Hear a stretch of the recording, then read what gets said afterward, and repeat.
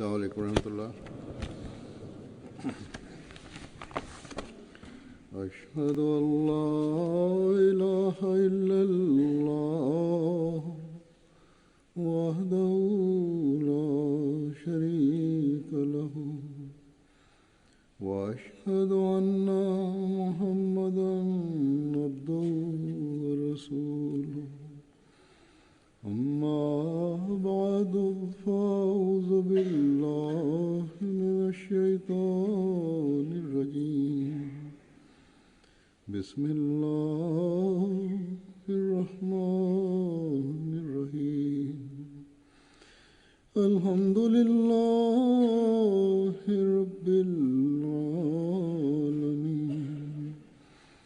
الرحمن الرحيم مالك يوم الدين إياك نعبد وإياك نستعين اهدنا الصراط المستقيم صراط الذين أنعمت عليهم غير المغضوب عليهم ولا الضالين.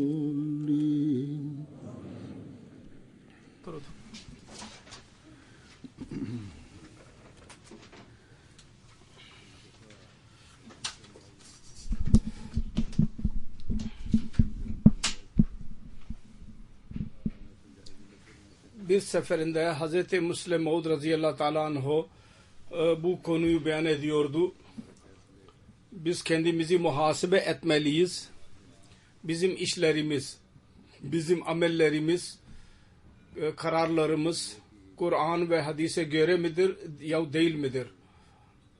Böylece eğer bir muamele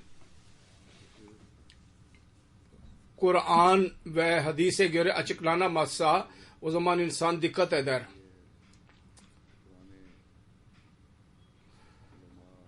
O zaman o işler nasıl hal edilsin? Onun için şudur ki eski ulemalar geçmiş olan onların sözlerini ve onların kararlarını benimsemeliyiz. Bu konuda Mesih Müslim şöyle diyor ki bir seferinde Hz. Mesih Maud Aleyhisselatü Vesselam'a soruldu. Biz kararlarımızı nasıl verelim? Meselelerimizi nereden yol bulalım? Mesih Maud Aleyhisselatü Vesselam aynısını söyledi. Bizim yolumuz şudur ki ilk olarak Kur'an-ı Kerim'e göre karar verilsin. Eğer Kur'an-ı Kerim'de bir açıklama bulunmazsa o zaman Hz. Resulullah'ın hadislerinde onu arayalım. Eğer hadiste dahi eğer onun hakkında bir şey bulunmazsa o zaman ümmetin kararını benimsemeyelim. Nasıl ümmet nasıl karar vermiştir ona göre kararlar verilsin. Burada şunu da açıklayayım. Hz. Mesih Maud Aleyhisselatü Vesselam şunu dahi beyan etmiştir. Sünnet hadisten daha üstündür. Onun için sünnet ile karar vermiş olan sözlerlere göre mutlaka amel edilecek. Ondan sonra hadisin yeri vardır. Hadisinin sırası daha sonradır. Sünnet Hazreti Resulullah sallallahu aleyhi ve sellem bazı işler yaptı ve bize gösterdi ve sahabeler onu öğrendiler. Ondan sonra sahabelerden sonra tabiiler, sonra tabiiler onu öğrendiler. Onun sünnetleri ondan sonra onlar ümmete cari oldular. Yürürlüğe kondular. Sünnet işte budur. Müslim Maud şu konuyu beyan ediyordu. Bizim kendi hayatlarımızı muhasebe etmeliyiz. Biz aynı iş yapalım. Hazreti Allah ve Allah-u Teala'nın Resulü ne bize izin veriyorsa ona göre kararlarımızı verelim. Bazı kimseler bazen o kadar ileri gidiyorlar ki guluv ediyorlar. Yani çok mübalağa ediyorlar. Kendilerine zulüm ediyorlar. Yahut bazı öyle insanlar vardır. Hatta insanların çoğu öyledir ki Allah ve Resul'ün emirlerini yüzeysel olarak bakarlar. Ve onların üzerinde amel etmek nasıl gerekliyse öyle dikkat etmezler. Onun için bu her iki çeşit insan vardır. Onlar ifrat ve tafrit, aşırılık ile amel ederler ve Allah Resulü'nün emrinden dışarı çıkarlar.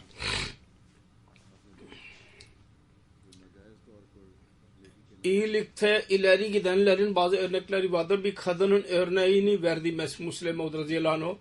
O caiz olmayan bir şekilde hayır adı altında bir iş yapmak istiyordu.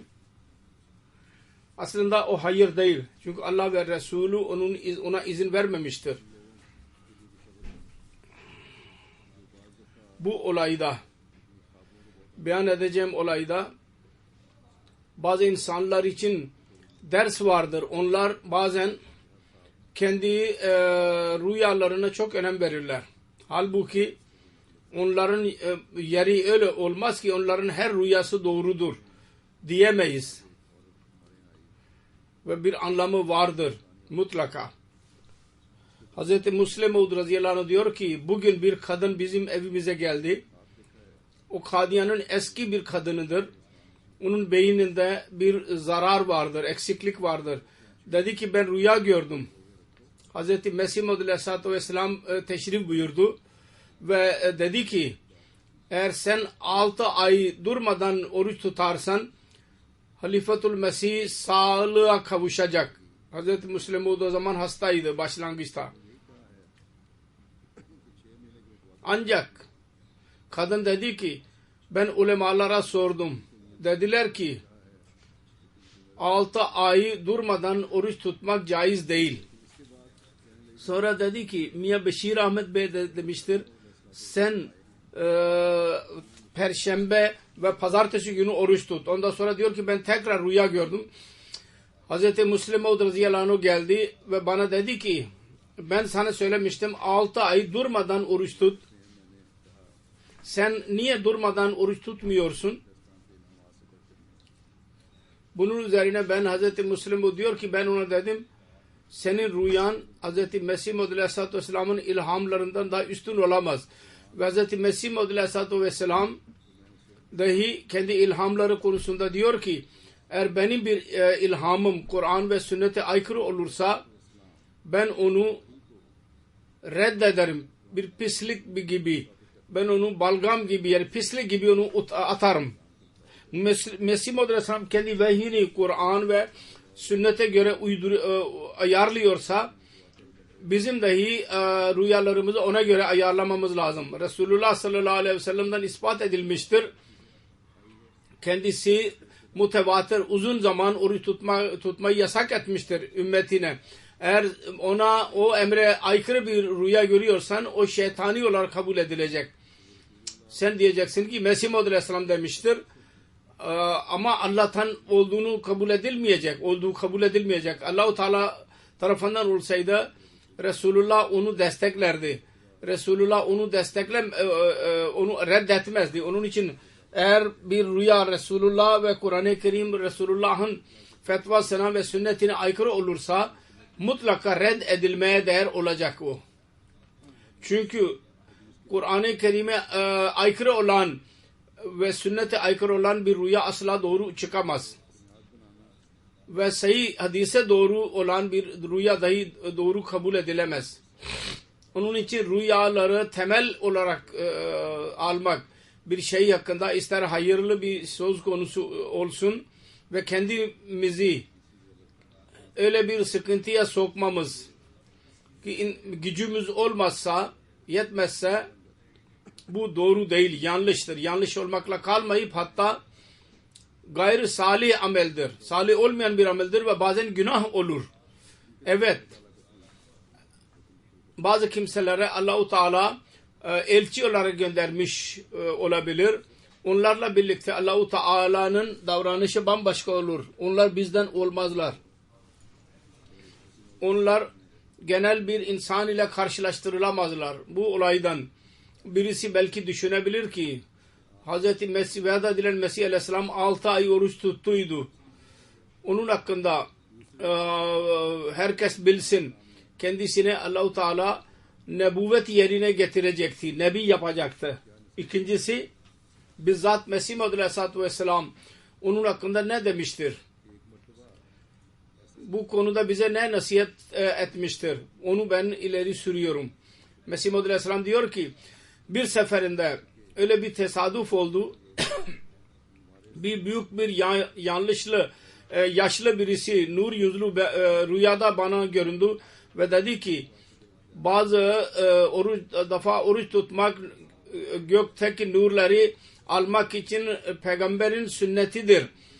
Buna işaret etti ki ben bu ehli beytin sünnetini benimseyeyim. Onun için benim bir müddet oruç tutmayı uygun gördüm ve bu gibi tecrübe ettiğim oruçlardan büyük mukaşefelerdir, latif mukaşefeler ki ben o zaman onları bana açıklandı. Ondan sonra Mesih Maud Aleyhisselatü Vesselam'a keşifler ve ilhamlar indirdi kendisine. Sonra biraz detaylarını indirdi. Neler oldu? Sonra diyor ki kısacası bu müddet oruç tutmakla Allah-u Teala bana acayipler ortaya çıkardı. Nurlar bana gösterildi. Fakat şunu da unutmamamız lazım. Ancak ben her birisine söylemiyorum ki böyle yapsın. Ve ben kendi irademe göre onu yapmadım. Unutmayalım. Ben doğru keşif ile Allah-u Teala'dan bilgi edinerek bu bedensel sıkıntıya girdim. 6-7 aya kadar, 9 aya kadar ve açlık ve susuzluk kaldım ve ondan sonra ben bu yolu bıraktım. Yani kendisine Allah-u Teala bir makam verecekti. Ondan dolayı izin verildi kendisine. Onun bir defa yaptı ve ondan sonra amel etmedi. Arada bir oruç tutardı. Nafile olarak. Diğerler dahi kendisine inananlara dahi öyle yapmayı tan yasak etti. Yani durmadan oruç tutmayı yasak etti onlara. Sonra Mesih Maud Aleyhisselatü Vesselam'a suçlanıyor. Diyor ki kendisi gelerek bir cemaat kurarak bir fesat çıkartmıştır. Ve Müslümanlarda kendi sözüne göre 73. bir fırkayı ortaya çıkarmıştır.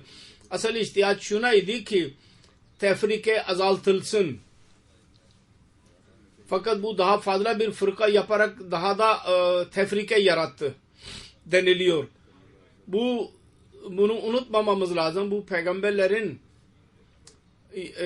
zamanında bu işler yapılır. Hz. Resulullah sallallahu aleyhi ve sellem dahi aynı şekilde Mekke'deki insanlar kendisini suçladılar. Kardeşi kardeşinden ayırdı. Bizi ayırdı. Tefrike yarattı. Düşmanlık yarattı aramızda. Halbuki fesat durumu daha önceden vardı onlarda. Ve bugünkü Müslümanların durumu aynen böyledir. Vardı ve hala da vardır. Bu fesat durumu mevcuttur. Nebi Allah-u Teala şu gayeyle gönderir. Fesat durumunu düzeltsin diye. Ve bir el üzerinde birleşerek bunlar birlik olmaya çalışsınlar. Onun için iman edenler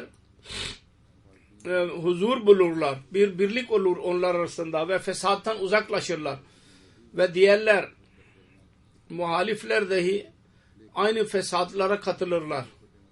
Şimdi bizim lehimizde ne kadar muhalifler muhalefet ederlerse etsinler birleşerek fakat birbirleriyle onlar yine fesat ihtilaf halindedirler. Kalpleri bir değil ihtilaf halindedir. Ve kavga ederler birbirleriyle. Ve bunlar inanmadıkça imamı kabul etmezse bu durum devam edecek. Bize Müslüman desinler, gayrimüslim desinler, ne derlerse desinler. Fakat biz Allah-u Teala'nın niteliğine göre ve Resulullah'ın niteliğine göre gerçek Müslümanız biz. Ve bu isim kullanmaktan hiç kimse bizi durduramaz. Hz. Müslim Maud bu fesatların şeklini beyan ederek zikrediyor ve diyor ki adamın birisi anlattı. Bir seferinde bir ehli hadis Hanefilerin camisine gitti. Onlarla birlikte namaz kılıyordu. İmamın arkasında. Ettehiyyatta. Elini parmağını kaldırdı teşehhüd zamanında. Onun parmağını kaldırır kalmaz mıydı? Bütün muktediler namazı terk ederek ona harami demeye başladılar ve onu dövmeye başladılar. Hanefilerin inancı budur ki onlar parmak kaldırmazlar. Onlar bakmadılar ki namaz kılıyoruz. Namazı kırmak ne kadar büyük bir suçtur. Namazı bırakarak onun parmağını görüyorlardı. Ve ona küfür etmeye başladı ve onu dövmeye başladılar. Hz. Müslim diyor ki bu fesat dahi Mesih Maud Aleyhisselatü Vesselam gelmeden önce dahi vardı. Mesih Maud Aleyhisselam gelerek ıslah etti. Darbe yapan mufsid olur, fesat çıkaran olur, başkasını döven. Soruyor, o mu fesadi olur ya doktor ki tedavi eder? İki çeşit insan yara açarlar. Birisi döverek yara açar. Birisi doktordur ki ameliyat için, tedavi için yara açar. Adamın birisi hastadır. Ağzı eğer acı ise doktor ona ilaç verirse birisi diyemez ki bu zalimdir. Eğer doktor hastalığını çıkartmazsa bedenin hastalığı daha da çoğalabilirdi. Balgam çıkarması üzerine itiraz ne? Eğer onun yarası temizlenmeseydi, ona ilaç konmasaydı, eziyet verici, o zaman hasta nasıl iyi edebilirdi? Bu durumda birisi nasıl doktoru suçlayabilir? O doktor bir sancı veriyorsa birisine tedavi için veriyor. Diyor ki adamın birisi Hz. Mesih Maud Aleyhisselatü Vesselam'ın huzurunda bu tefrikat hakkında soru sordu. Siz geldikten sonra daha da iyi tefrikayı yarattınız. Daha önceden beri fesat vardır. Mesih Maud Aleyhisselam dedi ki söyle, sen iyi süt kullanmak için yoğurt ile birlikte mi tutuyorsun yahut ayrı mı tutuyorsun? Sütü yoğurttan ayrı tutulur ki yoksa süt bozulur. Yoğurtla birlikte iyi süt olarak kalmaz. Onun için elçi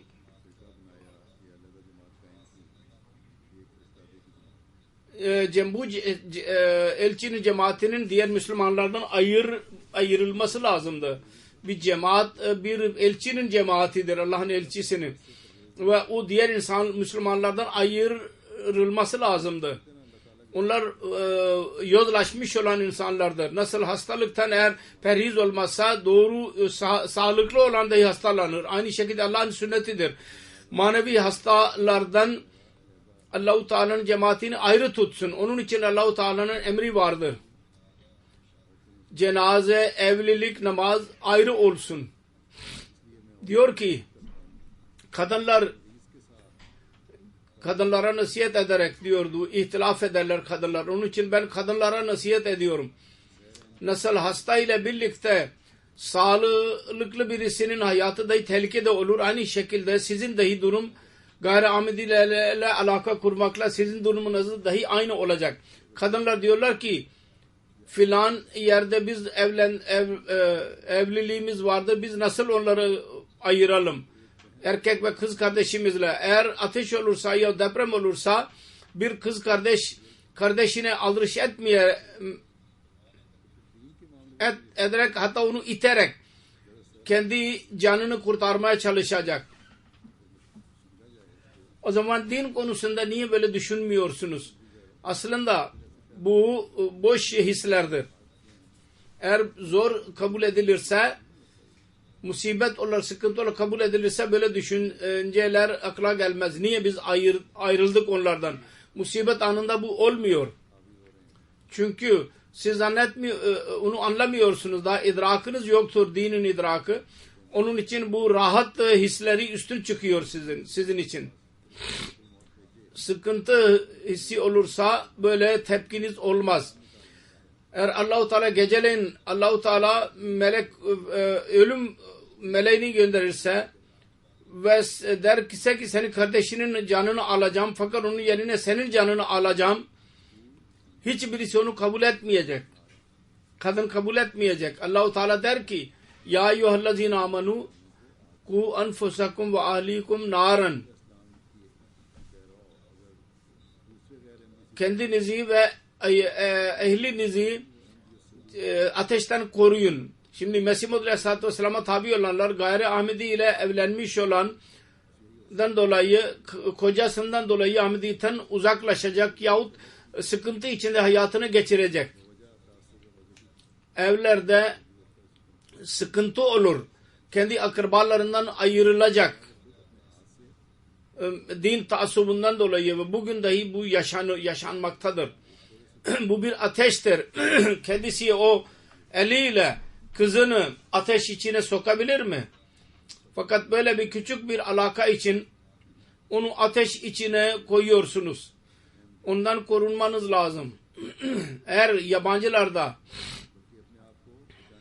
eğer bizi evlendirmezsek biz suçlanıyoruz. Bu tefrike değil.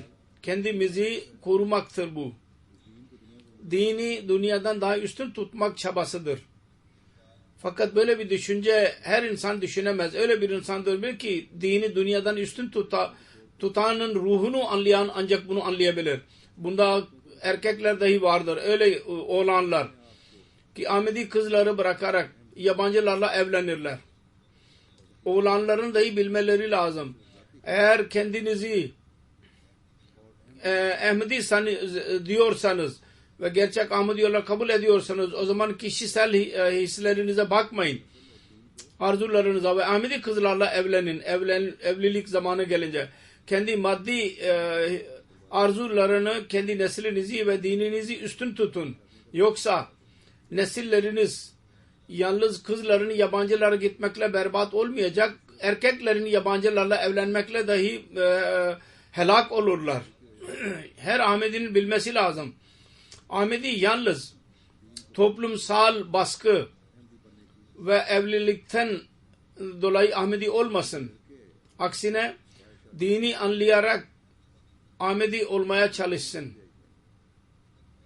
Eğer Ahmedi oğlanlar dışarıda evlenirlerse o zaman Ahmedi kızlar nereye gidecek? Onun için oğlanların dahi düşünmeleri lazım. Eğer şimdi dahi bu konuda dikkat edilmezse birçok eğilim vardır şimdi. Gelecekte o zaman bu eğilim daha da çoğalacak ve nesilde Ahmediyet baki kalmayacaktır. Allah-u Teala'nın lütfu olursa o başka. Ben genellikle dışarıda evlenen olanlara söylüyorum genellikle. Kızların hakkını, Ahmedi kızların hakkını dahi veriniz. Kendin dışarıda evleniyorsan belli bir sebepten dolayı bir Ahmedi bir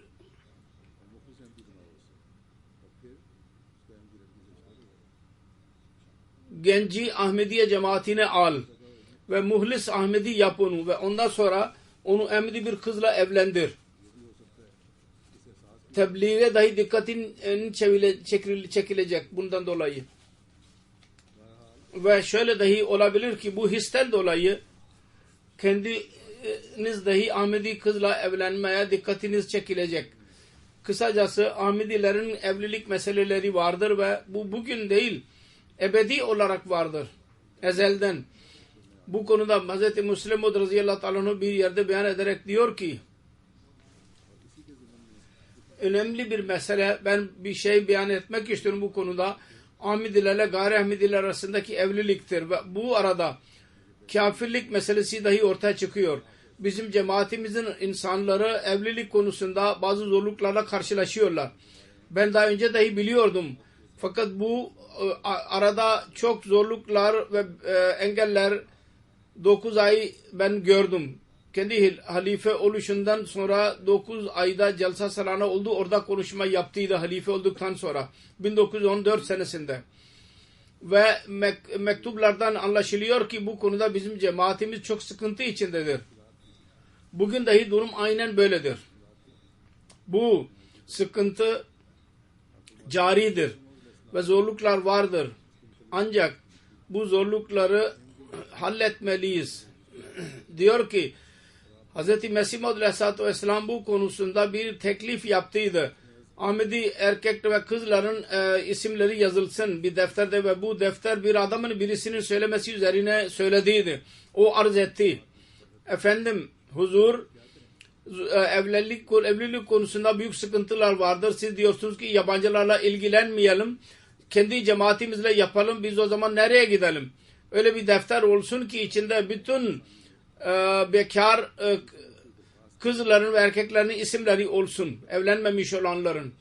Ki evlilik konusunda kolaylık olsun. Birisi kendi huzura rica ederse o deftere bakarak karar verilsin. Hiçbir amidi yok ki sizin sözünüzü kabul etmesin. Bu Mesih Maud Aleyhisselatü Vesselam'a dedi o adam. Bazı kimseler kendi bir arzuyu koyarak böyle şey sürüyorlar ve sonunda mutlaka belaya girerler. Müslüman diyor. Bazen meseleler insanlar ileri sürüyorlar. Bir şey arz ediyorlar. Fakat içinden mutlaka bencillikleri olur. Ve ondan dolayı sıkıntıya girerler. Diyor ki onun niyeti dahi doğru değildi. Anlaşılıyor. O günlerde adamın birisi çok ihlas sahibi birisiydi. Evlenmek istedi. Aynı bu teklif ileri süren adamın ki defter yapılsın Mesih Maud Aleyhisselatü Vesselam'a dedi. Diyen onun bir kızı vardı. Hz. Mesih Maud Aleyhisselatü Vesselam evlenmek isteyenin ismini söyledi ve dedi ki filan adamın kızı var onunla evlenmeye çalış. Teklif etmişti kızı vardı. Mesih Maud Aleyhisselatü Vesselam onun evine gönderdiği o adamı evlenmek isteyeni. Fakat o çok özür dileyerek inkar etti. Ve yabancı bir gayri-Ahmediyle evlendirdi kızını. Mesih Maud Aleyhisselatü Vesselam bunu öğrenince dedi ki bundan sonra ben evlilik konusunda araya girmeyeceğim. Ve böylece bu teklif durdu. Ancak eğer o zaman bu yürürlüğe konsaydı bugün Ahmediler sıkıntıya girmedilerdi. Şu andaki sıkıntı bazen Nebi'nin önüne inkar etmek ebedi olarak bir sıkıntı haline gelir.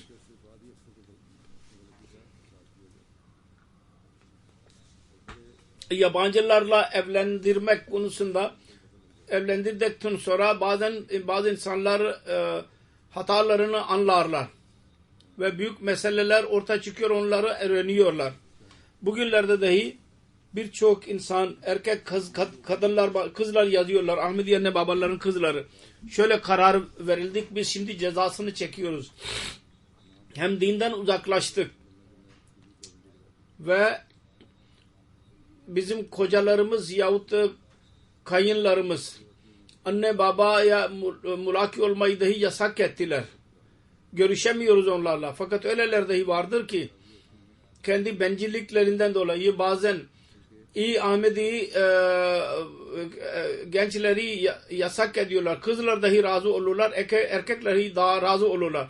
Bazı yerlerde ben dahi söyledim evlendirin. Fakat bencillikten dolayı kabul etmediler. Kısacası eğer böyle insanlar varsa ve var idilerse Mesih Maud Aleyhisselatü Vesselam'ın sözünü kabul etmeyenler o zaman benim sözümü kabul etmemek daha da kolaydır. Ancak sonra bunların sonuçları çok korkunç olur. Almanya'da böyle bir hadise olduydu. Anne baba kızın isteğine göre kabul etmediler ve kızı öldürdüler. Israr üzerine ve şimdi hapistedirler.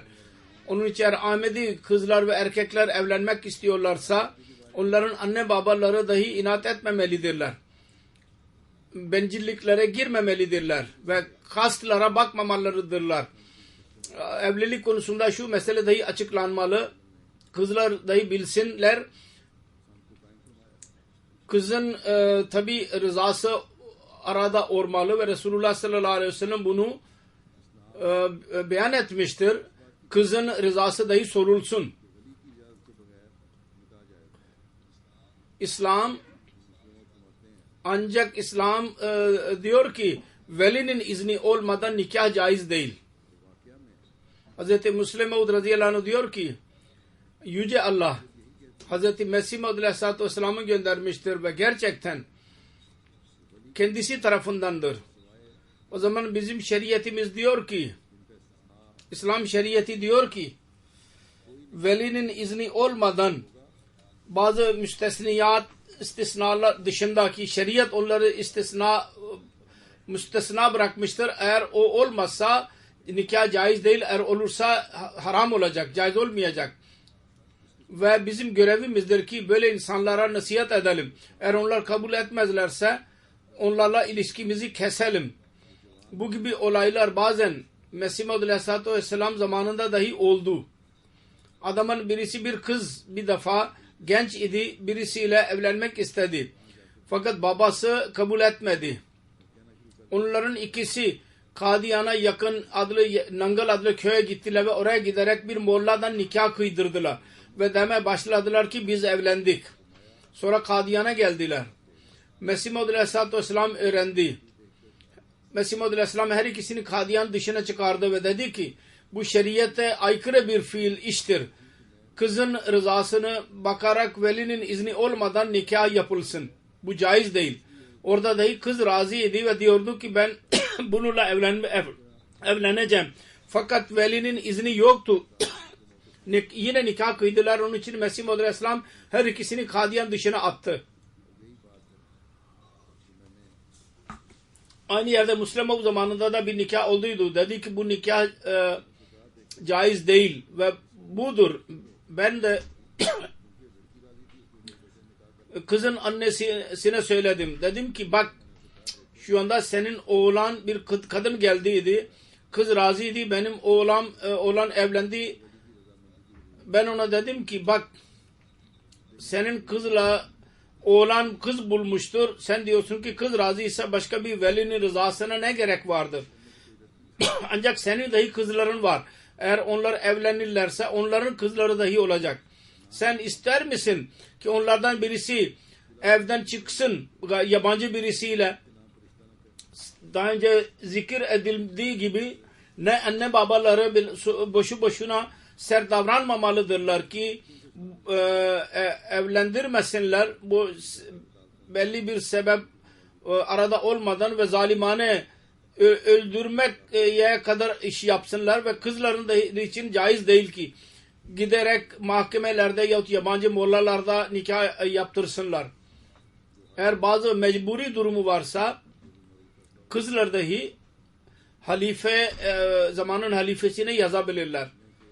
O duruma göre maruf karar verecek duruma göre.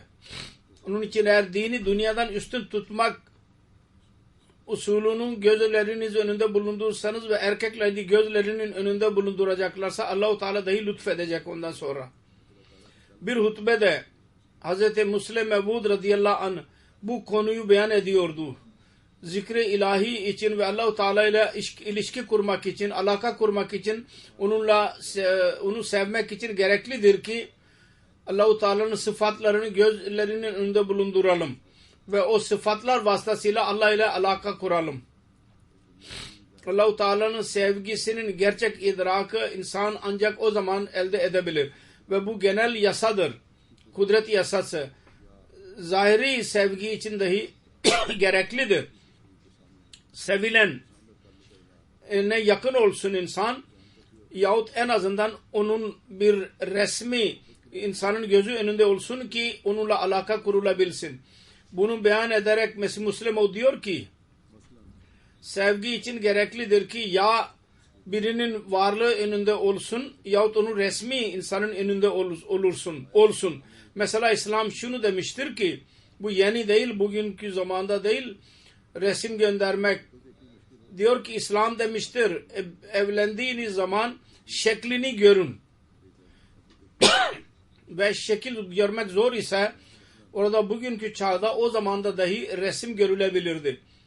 Şimdi dahi görülebilir resim. Müslim Ebu diyor ki mesela ben evlendiğim zaman ben küçüktüm. Hz. Mesih Maud Aleyhisselatü Vesselam Doktor Reşiduddin Bey'e yazdı. Kızın resmini gönderin. O resim gönderdi. Ve Hz. Mesih Maud Aleyhisselatü Vesselam o resmi bana verdi. Ben dedim ki ben sevdim bu kızı. Onun için beni orada evlendirdi. Onun için görmeden sevgi nasıl olabilir? Bu öyle bir şeydir ki Allah-u Teala sizin gönlünüzün enine gelsin. Allah-u Teala'nın sevgisinin zikri var şimdi. Onun sevgisi nasıl elde edilsin? Allah-u Teala önünüze gelsin ve siz gözlerinizi kapatırsınız.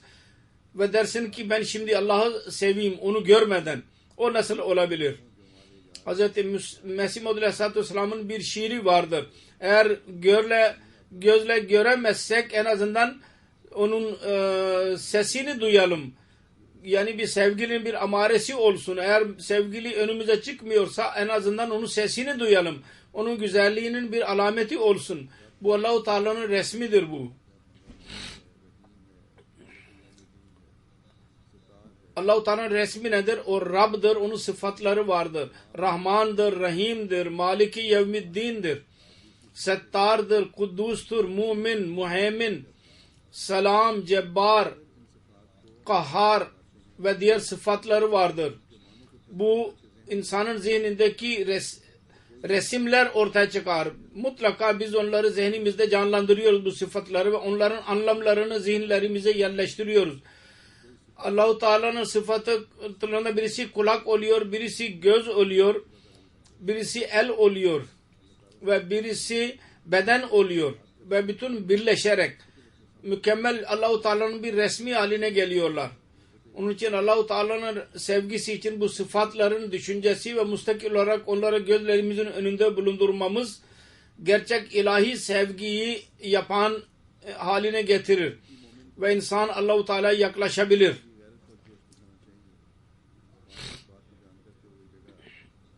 Gerçek bir mümin din için hamiyet göstermeli. Bunu beyan ederek bir yerde Hz. Müslim Maud dedi ki Hz. Mesih Maud Aleyhisselatü Vesselam'ın diliyle ben kaç defa duydum ve yüzlerce ashab dahi var o zaman diri ki duymuş olacaklar. Mesih Maud Aleyhisselam diyordu ki bazı tabiatlar öyle olur. Onlar kendi tabiatinden dolayı doğru bir yolu benimseyemezler. Yahut iyi niyetleri olmalarına rağmen doğru bir yolu benimseyemezler. Diyordu ki adamın birisi vardı. Arkadaşlarına dedi ki benim kızım için bir genç ara. Belli bir müddet sonra dostu geldi ve dedi ki ben uygun birisini buldum. Sordu. Oğlan nasıldır? Beyan et. Dedi ki çok uysal, kibardır. Başka bir şey söyle, anlat onun durumunu. Dedi ki yok, o çok uysal ve kibardır. Başka ne soruyorsun? Çok aşırı derecede uysaldır. Sonra dedi ki biraz daha söyle. Yalnız uysallık bir şey değil. Cevap dedi ki ben başka ne diyeyim? Söyledim sana. Çok son derece uysaldır. Onun üzerine kızın babası dedi ki ben onunla evlendirmem kızımı. Yalnız uysallık dışında başka bir niteliği yoktur. Ne bir iş ne başka bir şey. Yalnız uysaldır.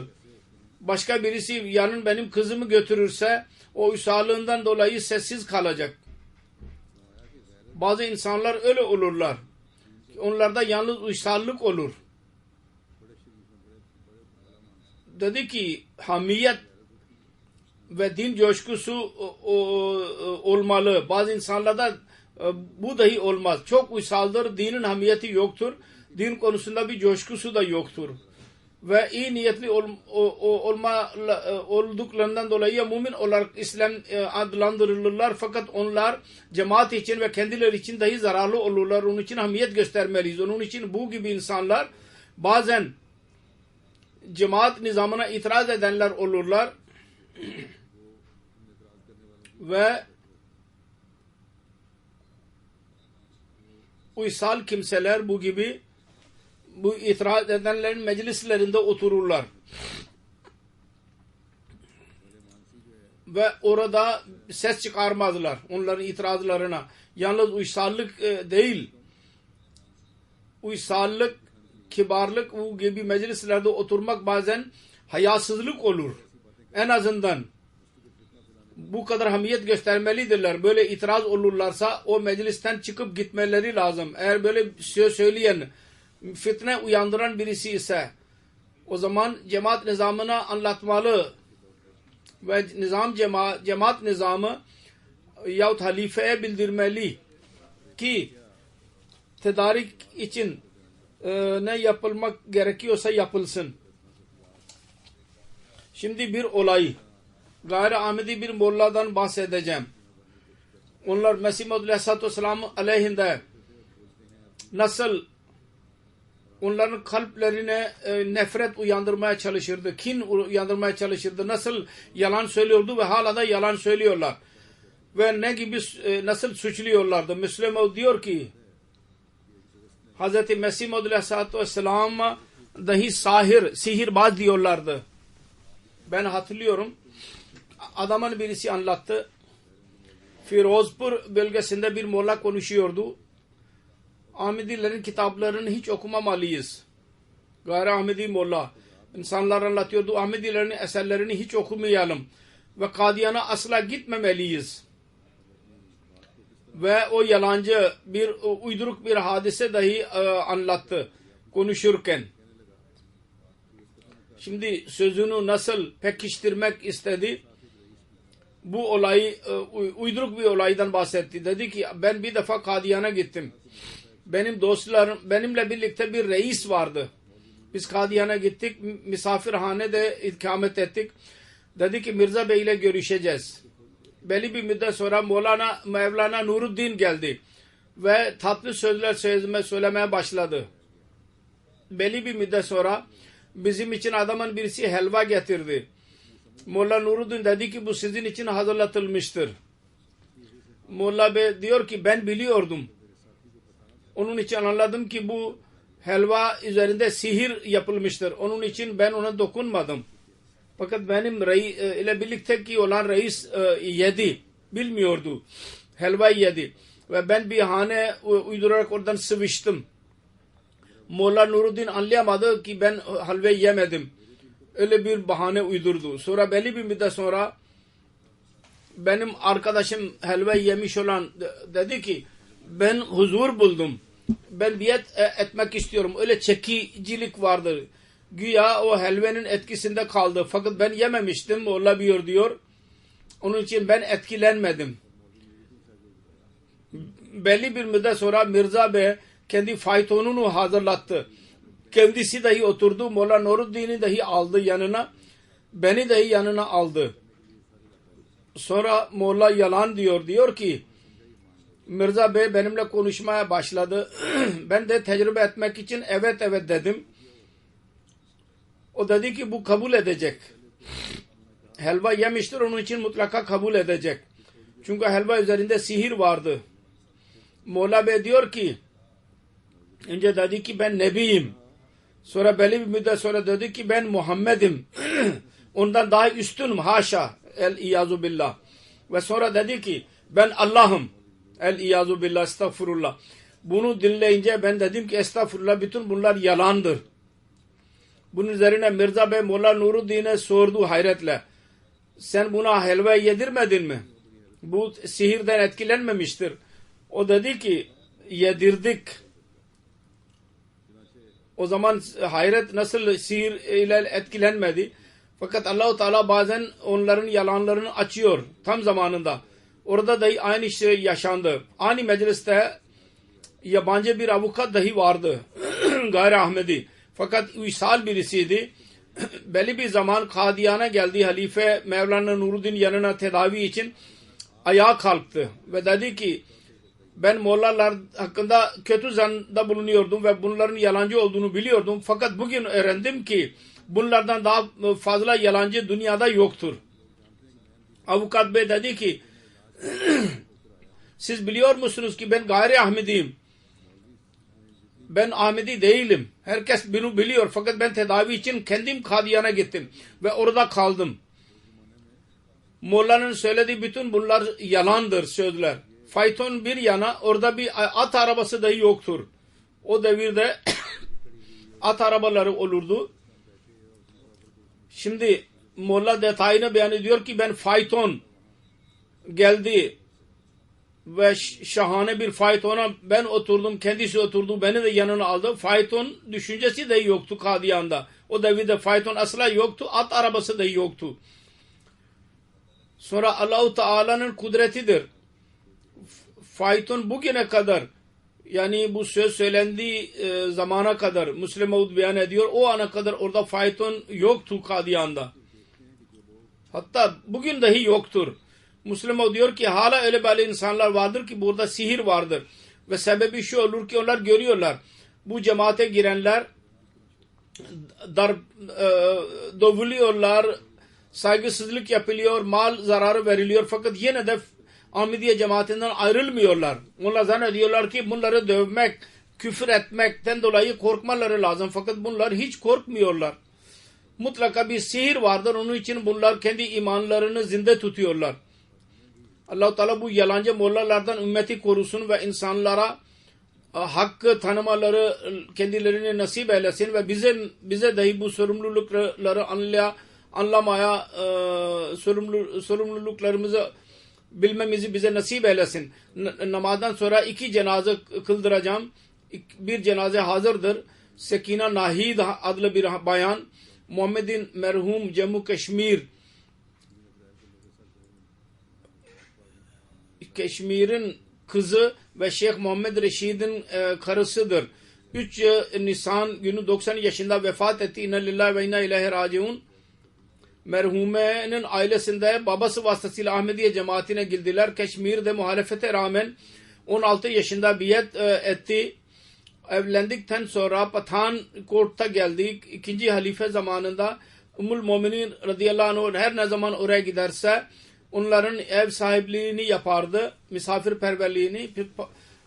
Pakistan kurulduktan sonra Badomali'ye geldi ve orada birkaç sene Sadr Lacana olarak görevde bulundu. 1974 senesinde evleri yağmalandı ve ateşe verildi fakat sabretti. Sonra İngiltere'ye taşındı. Sevgiyle çocuklara Kur'an-ı Kerim'i okuttu, ders verdi. Hilafeyi cemaati çok severdi. Hasta olmasına rağmen, yaşlı olmasına rağmen benimle arada bir görüşürdü, gelirdi ve çok ihlas vardı kalbinde. Çok teheccüd namaz bırakmayan, namazı kılan büyük bir bayandı. Musiye'ydi. 3 kız ve 3 erkek bırakmıştır kendisinden sonra.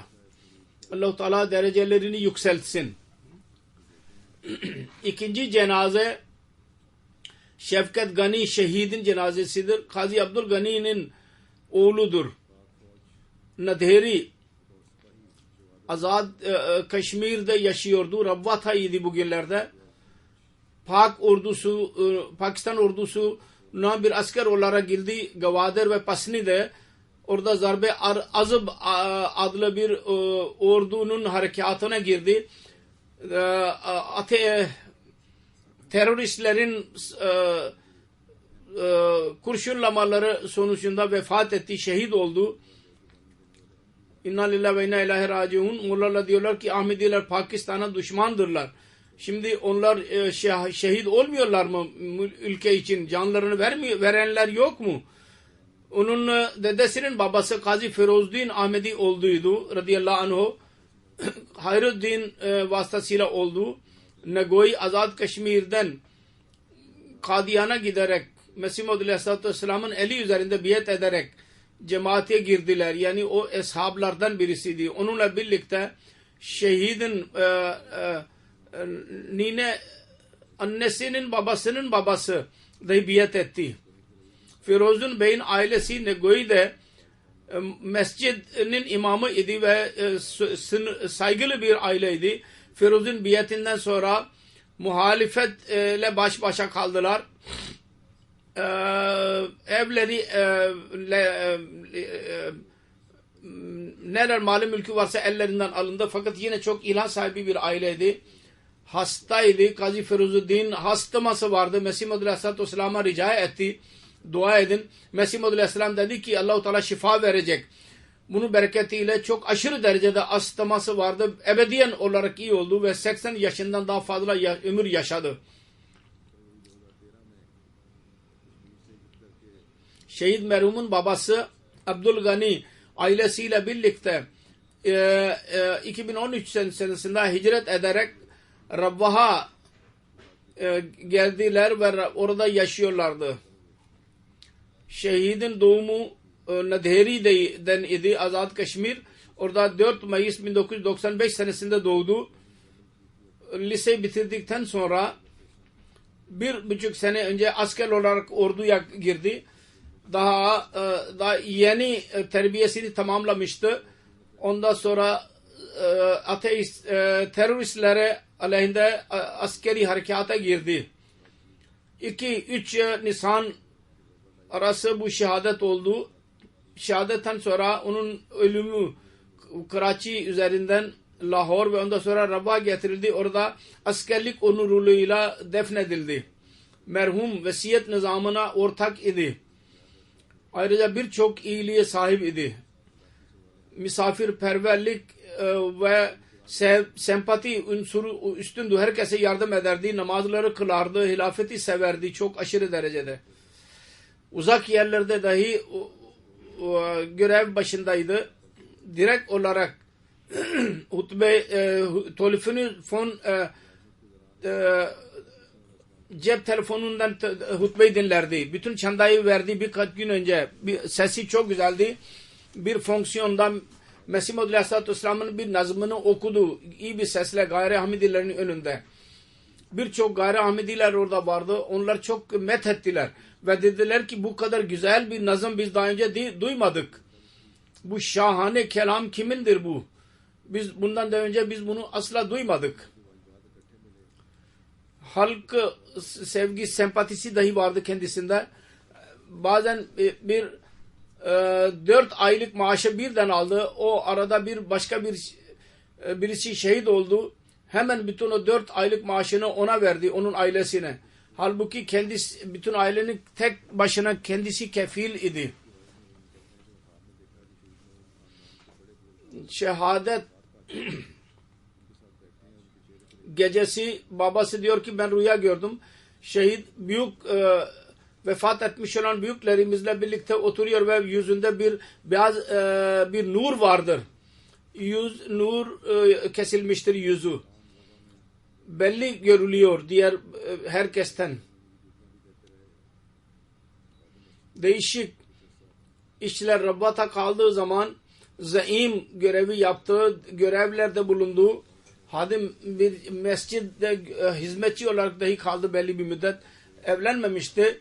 Babası Abdülgafur, annesi Gulam Fatma, 2 kız erkek kardeş ve 2 kız kardeş bırakmıştır.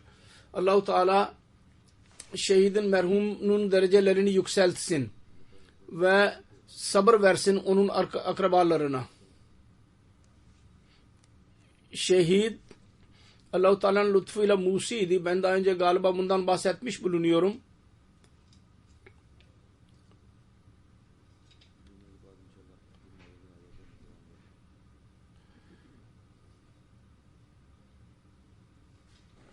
Ben Cuma'dan sonra bunların cenaze namazını kıldıracağım inşallah. Elhamdülillah nahmaduhu ve nesta'inuhu ve nestağfiruhu ve nu'minu bihi ve netevekkalu aleyh ve na'udzu billahi min şururi enfusina ve min seyyiati a'malina. من يهده الله فلا مضل له ومن يضلل فلا هادي له ونشهد أن لا إله إلا الله ونشهد أن محمدا عبده ورسوله عباد الله رحمكم الله إن الله يأمر بالعدل والإحسان وإيتاء ذي القربى الفحشاء والمنكر والبغي يعظكم لعلكم تذكرون اذكروا الله يذكركم وادعوه يستجب لكم ولذكر الله أكبر